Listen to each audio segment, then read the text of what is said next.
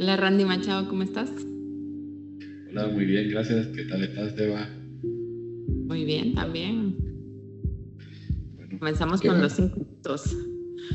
Ajá, sí, nuestros 5 minutos de hoy. Pues me habías propuesto un tema muy interesante que es cómo se relacionan y lo bueno y lo malo de la relación que hay entre los juicios y la identidad personal.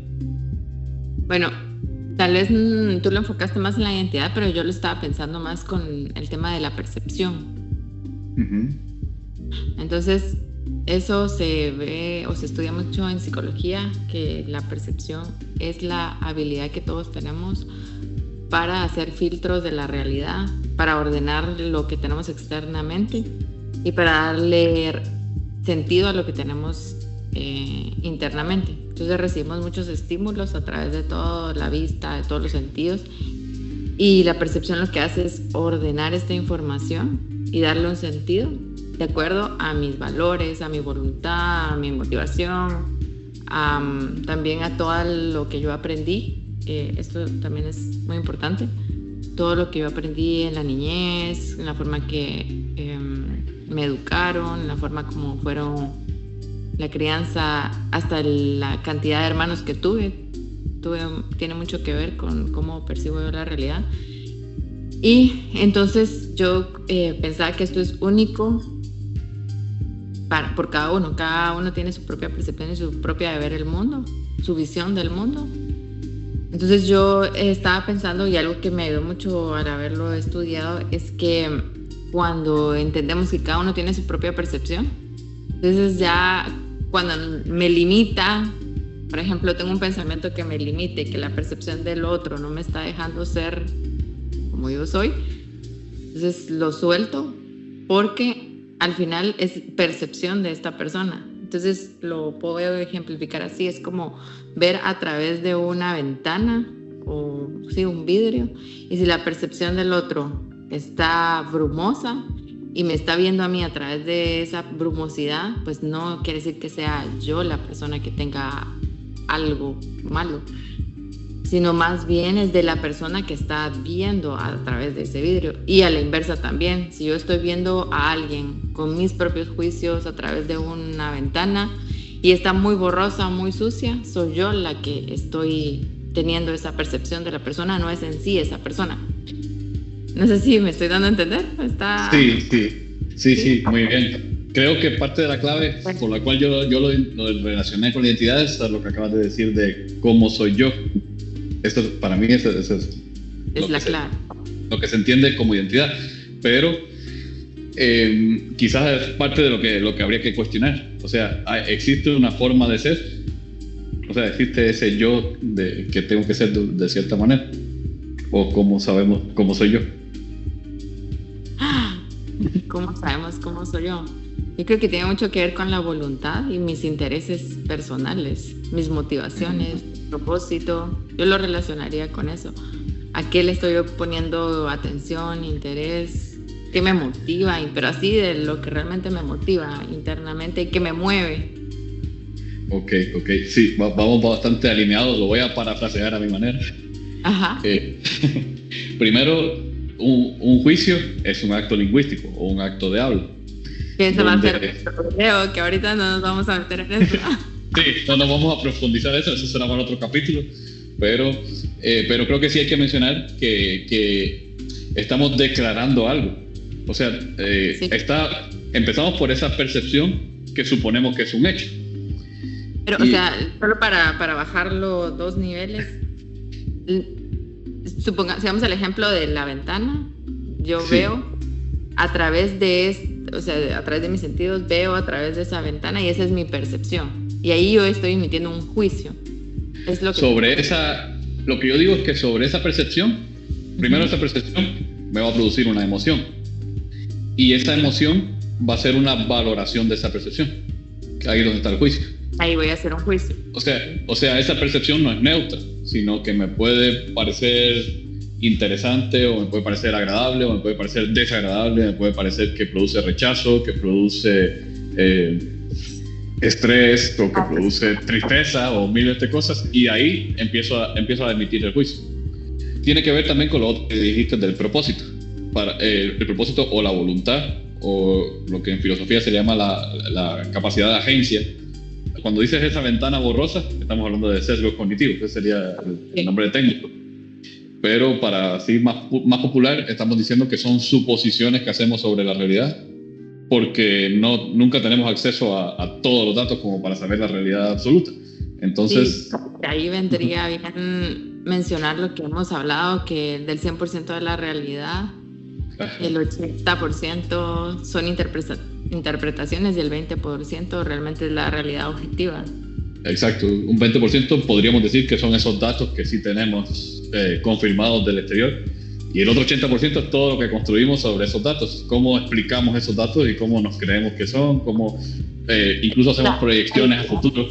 El diálogo interno, la narrativa, las historias que nos contamos, sí. Entonces, para construir esa historia, un punto muy interesante que dijiste es esa voluntad o esa intención, pero eso tiene que ver con otro sesgo cognitivo, que es la atribución de intenciones. Entonces, cuando hablamos de un juicio a una persona, estamos hablando de cómo se juzgan las acciones que toma esa persona. Son los hechos, o ese 20% es las acciones que sí vi que esa persona, cómo se comportó.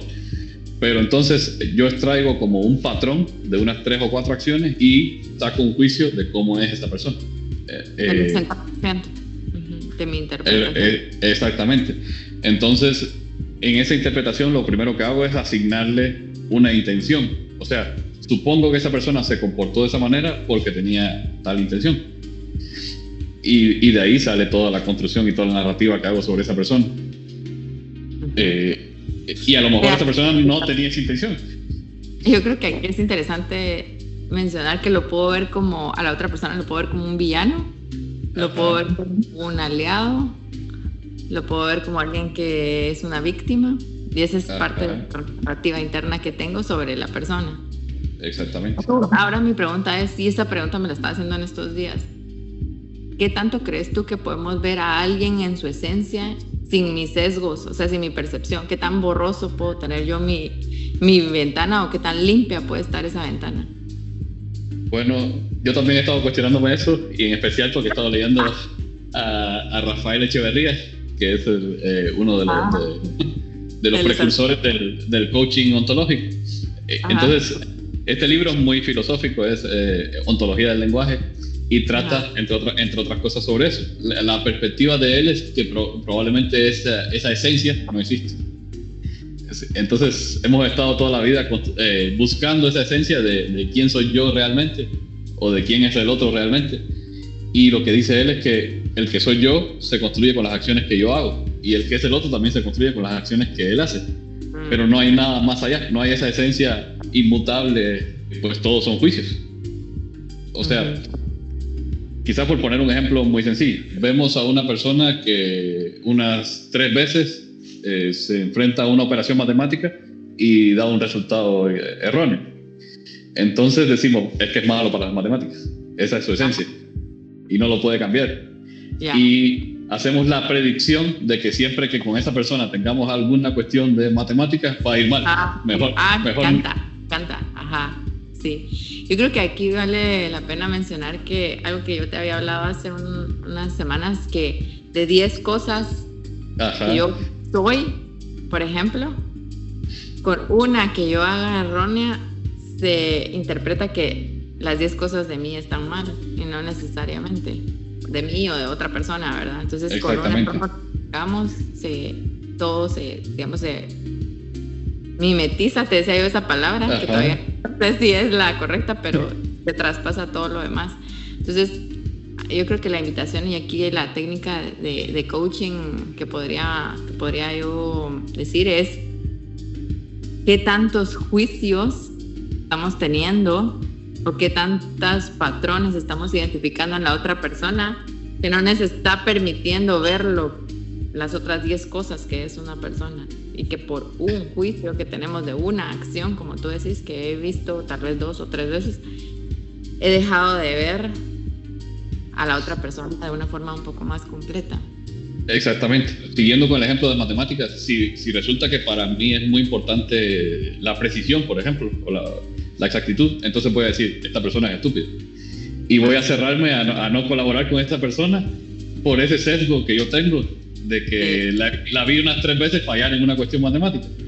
Pero a lo mejor, incluso hay experimentos donde, por ejemplo, si uno tiene bajo el azúcar, responde peor a una operación matemática. Entonces puede ser que en ese momento estuviera cansada o no estuviera poniendo atención porque tenía un problema personal o 1000 cosas, y a lo mejor primero resulta que puede ser que sí fuera buena en matemáticas y yo simplemente encontré 3 casos y ya me sesgué a esos 3 casos. Pero también puede ser que de verdad le fuera mal en matemáticas, pero que un día dice, voy a tomar un curso intensivo de matemáticas y voy a cambiar. Entonces yo no estoy abierto, al hacer ese juicio, yo no estoy abierto a que la persona también cambie. Creo que, bueno, no sé si ya nos pasamos por 5 minutos, pero esto vale para decirlo, y que es el efecto de, tú te vas a recordar de este nombre del efecto. Cuando un maestro ve al alumno y él también dice hasta cuándo va a llegar o hasta qué tanto va a lograr su potencial.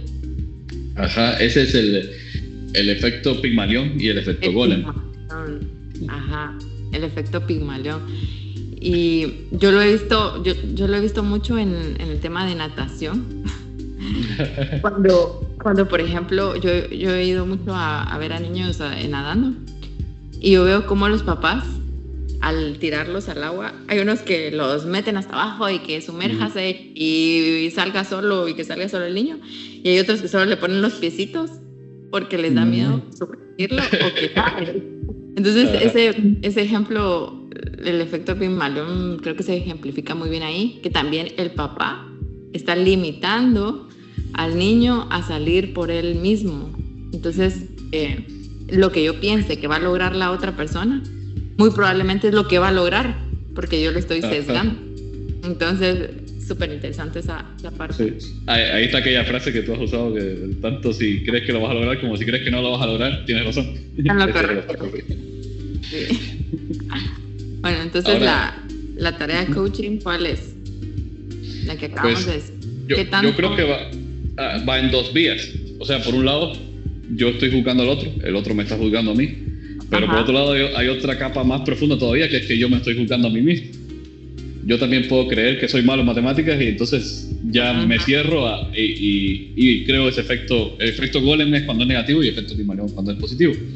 Entonces creo ese efecto que cuando me encuentro con algo matemático me cierro porque ya sé que soy malo en matemáticas y nunca voy a abrirme a cambiar en ese factor. Entonces aquí entran las creencias limitantes y potencializadoras de lo que yo creo que soy y de lo que creo que es la otra persona. Las 2 tareas serían, por un lado, entender que todo eso son un montón de sesgos cognitivos, un montón de capas que hemos supuesto algo, hemos hecho prejuicios, hemos recortado pedacitos de la realidad que no necesariamente son la realidad completa. Y por otro lado, que incluso aunque tuviéramos razón, puede cambiar. No estamos abiertos al cambio cuando hacemos este juicio. Tanto el cambio personal como el cambio de la otra persona. Entonces, lo que concluye este hombre, Rafael Echeverría, es que a través de esos actos lingüísticos y de esa cooperación podemos promover ese cambio. Podemos como hacer un acuerdo de abrir el espacio de posibilidades en que podemos ser diferentes de ambas partes. Sí, súper. Ese es otro capítulo.